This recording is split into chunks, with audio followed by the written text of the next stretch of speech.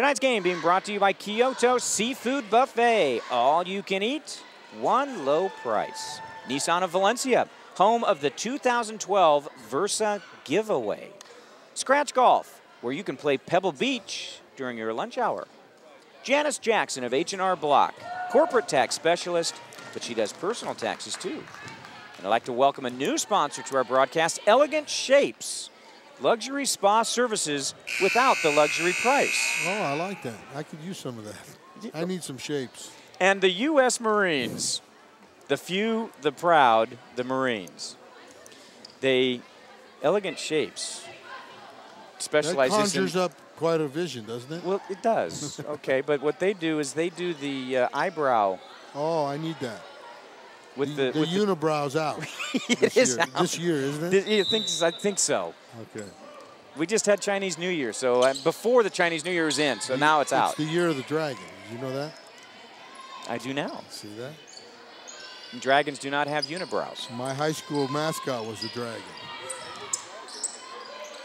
Ashley Burton unfortunately drags that back foot, that pivot foot. Scott Keene, the official, was right there looking at it, calling the travel, the 5th turnover committed by the Grizzlies so far in this game. And I think that's what I was talking about, basketball plays. There's just not a lot of basketball plays on this team. Kaylee Lau into the game. She gives the ball over to Osborne. Her shot no good. The rebound comes down to Renisha Miller for the Grizzlies. There's Ohaya, and I don't think she was expecting that pass from Ashley Oliver as she looked up as the ball was about 3 inches away from her face. Well, you know, it's just what we were talking about. As the turnovers start happening and the bad defense starts happening, the score gets out of reach, and that's what's happening right now. Kayla Hiller, top of the key to Osborne. Back to Hiller. Now Eaton. Inside Megan Dodd. Dodd dumping it off to Lau. Turn around. Can't get it to go. And the rebound comes down to Maduke. If the Lady Grizzlies could do a better job of pushing the ball, I think they might have a little more better and more clear shot opportunities.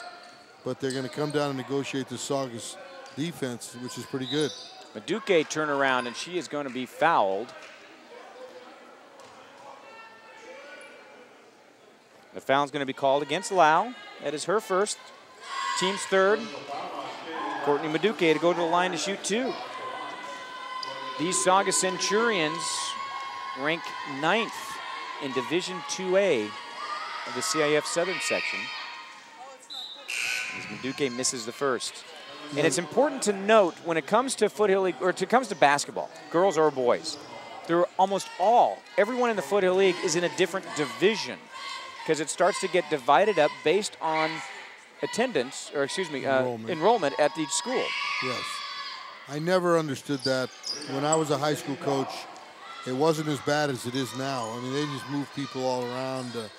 You'd think the league would be in the same division, you know, but right, because you play all those games against those people.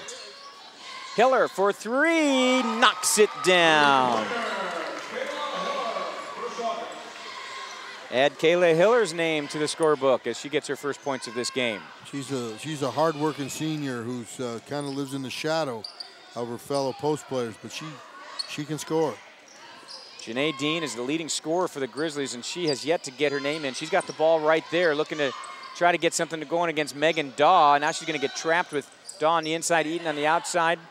Now the give is going to be to Madison. Back to Dean. Can't get it to go.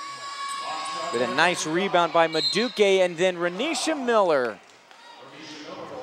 gets the loose ball, puts it up, and she is going to be fouled. Every time we do a game with Golden Valley, Renisha Miller, to me, just starts to stand out. The way she hustles, the way she wants it, Coach. Right. Well, she plays really hard, and I give them credit. They all play. They've been playing hard tonight. They just haven't been able to score. They've done a good job on the offensive boards. I bet you talk to Coach Eaton, he'd tell you we haven't been boxing them out. So they're doing a good job of getting the ball and getting second opportunities. They're just not going in. Miller makes the first, can't get the second as Kaylee Lau pulls down the rebound for the Centurions. This is Hiller getting trapped in the backcourt. Eaton now feeling the wrath of the Grizzlies. And that's going to force a turnover. See, and I think this is what's going to hurt Saugus in the playoffs if they were to get there. Is their guard play is not very athletic, and they go against some pretty impressive guards at the next in the next playoff round. They will have difficulty. Saugus is 13-8 overall, 3-1 in league play. Miller gets cut off by Hiller. And now we're going to have a jump ball as Zindrowski goes in and gets tied up with Megan Daw. The possession is going to point to the Centurions, so Saugus basketball. Yeah, Megan Daw will carry this team in the Foothill League, and they will be formidable with regards to her. But in the playoffs, when teams come at you with all kinds of pressure, athletic pressure, and it's legitimate, they'll have a tough time. Knocked away by Maduke. Turnover number 4 for the Centurions as Zindrowski takes it down the rest of the way and gets her back bucket. She's got 4 points now. This full court press giving some problems to the Centurions. Yeah, that's where their guard play is adequate, for what they need to do in the Foothill League. There's just not a lot of athletic guards that they have to deal with, but in the playoffs they will. Zindrowski blocking that shot for the Grizzlies, knocking it out of bounds as Smither and Michaela Cook check back into the game. The inbound goes right to Smither. Smither puts it in. Smither now with 12 in this game. Well, she's played, done her role tonight of getting the double figures, and I wouldn't doubt if she figures in the double figures in rebounds when it's all said and done as well.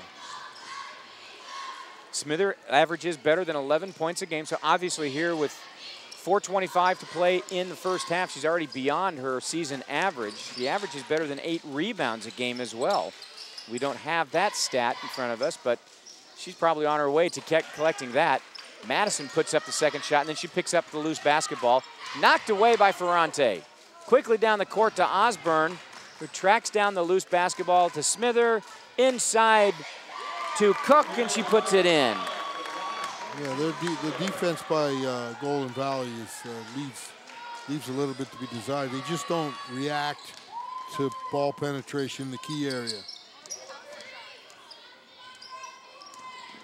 Zindrowski throwing it out to Burton. Her shot no good. Maduke wrestling, gets the rebound, puts it back up off the front of the rim, gets another chance. That doesn't work. Smither finally comes down with it for the Centurions. Yeah, that was two and three offensive rebounds they got. Traveling. That's going to be the call against Alexa Ferrante, the 5th turnover for the Centurions. Golden Valley has 6 as Jordan Oster is going to check back into the game for the Centurions to replace Rachel Eaton. You know, the Centurions do a good job of ball movement, and that would give a bad defensive team a lot of nightmares. They move the ball from side to side very well. Madison drives in. Can't go. Miller battling for the rebound underneath with Ferrante and Osborne, and we're going to have a foul called. And no, we're going to have jump ball. Jump ball, possession points to Golden Valley. And if Golden Valley could finish these offensive rebounds they had, this game would be a lot closer. They're just incapable of doing that around the basket, finishing these. They're doing a great job of getting second and third shots. They just can't finish them. Out of bounds off of Renisha Miller's fingers. Oster down to Smither, quickly moving it into Cook, who puts it in. There's that inside-outside. They turn their head, Golden Valley. They turn their head and follow the basketball, and they don't defend Peep Cutters that are coming in to receive a pass, and they've done that a few times tonight.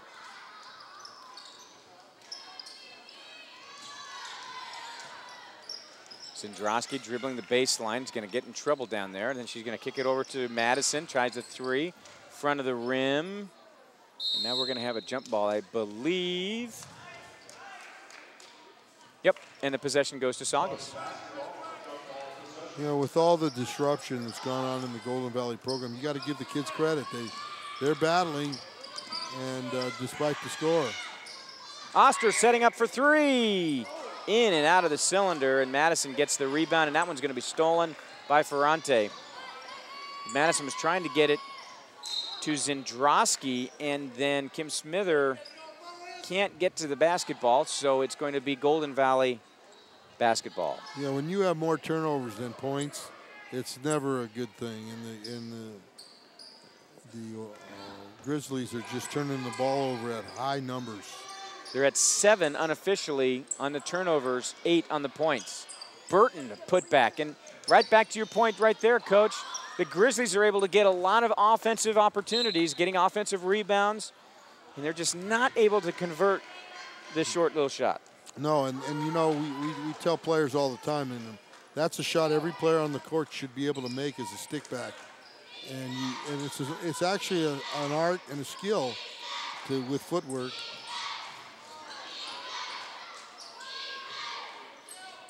Oster for three off the back of the rim. Miller gets the loose ball. There's no continuity what the Grizzlies are trying to do here. They're running a little 1-3-1 set. Madison throwing one up. That doesn't work. Oster gets the rebound. 2-on-2. Nice pass to Osborne, who lays it in. Yeah, Coach Herrick always loves the transition baskets, and that was executed perfectly. Jordan Oster with the pass. Osborne finishing it off. Zendrowski running right-hander, no good. Cook gets the rebound. Forward to Osborne. Osborne has got a lot of black jerseys around her. Pulls up from the free throw line and puts it in. Faye Osborne, a 5'4" junior, averaging nearly 3 a game. She now has 4. Well, this game is a testimony to two different styles. I mean, Saugus is very efficient. They make the shots when they get them, and they pass the ball to get better shots. Michaela Cook, we're in the right place at the right time. Gets a second opportunity, and she's going to kick it over to Oster instead. See, they're going to make a basketball play here. They're going to get in their set. They're going to pass the ball, hit the open man. Well, not that I jinxed them. You jinxed him. Zendrowski taking it all the way down off the back of the rim. Rebound to Maduke. Her shot put back no good, but it's going to be Golden Valley basketball. Another offensive rebound. Exactly. They just can't convert. 16.5 seconds to set something up to get perhaps that final shot.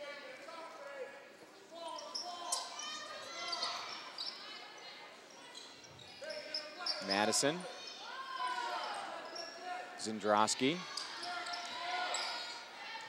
Inside to Burton, off the glass, good. Yeah, that wasn't a bad play there. A little dribble penetration, pass to the post, and a little power-up shot. That's where they need to be focusing in on the offensive end.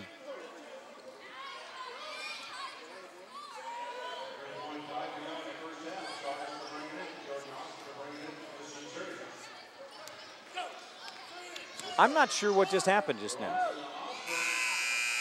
But bottom line, the Centurions get the final shot. Osborne's shot does not go in, but it's a good first half for the Centurions. A 20-point lead over the Golden Valley Grizzlies. Second half when we return on the Kyoto Seafood Buffet Game of the Week.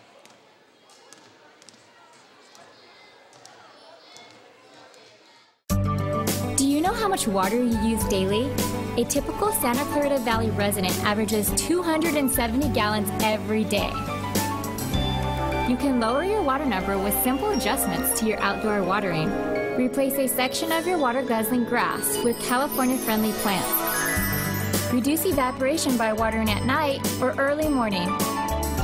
And set your sprinklers to run for 2 short cycles to avoid runoff. What's your water number? Hello, everybody. I'm Rick Chambers. You're watching SCV TV, local television for Santa Clarita.